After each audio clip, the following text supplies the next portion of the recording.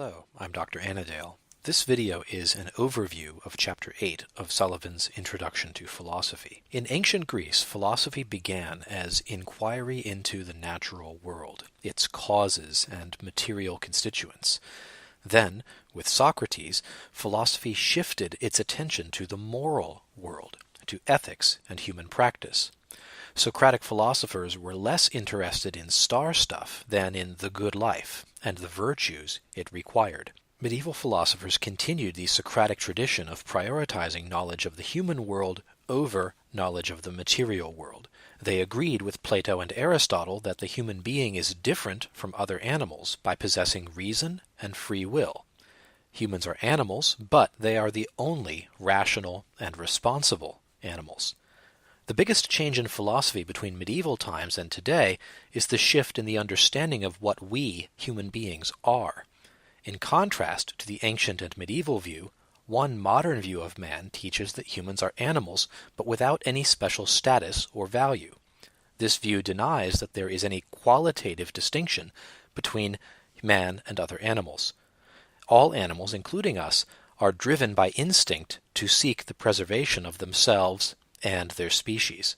In this chapter, Sullivan begins his argument against this view of man and in favor of the classical view of humans as uniquely rational, free, and responsible for their choices. Sullivan argues that we are animals, but also more than animals.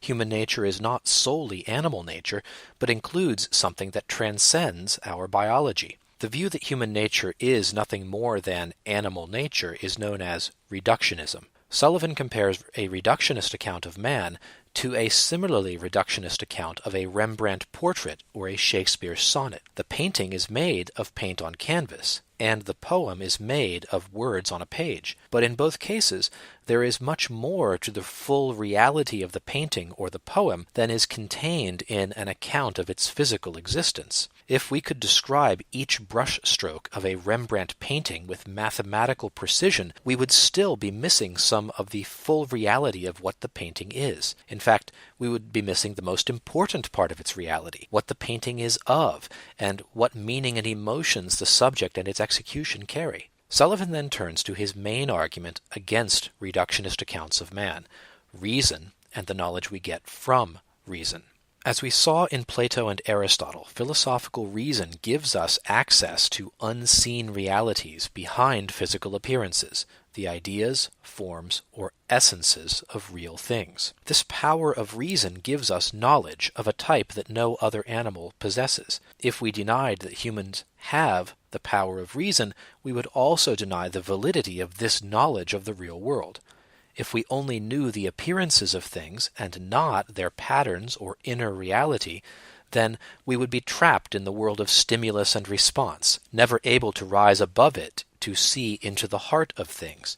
We would be merely animals, reacting to our environment unknowingly. Sullivan concludes this chapter by comparing animal knowing to human knowing. In interacting with the world, we do things that no other animals do. We admire beauty. We create artifacts, we judge ourselves, we laugh, pray, and grieve. These activities cannot be explained as stimulus-driven responses to environmental variables. They make sense only on the theory that man has reason and uses it to engage and understand the world. So, Sullivan argues that the fact that we have knowledge of ourselves and the world shows that we humans have a power of reason that sets us apart from other animals. The next 3 chapters deal with the details of how human knowing works. We will read those chapters next. Goodbye.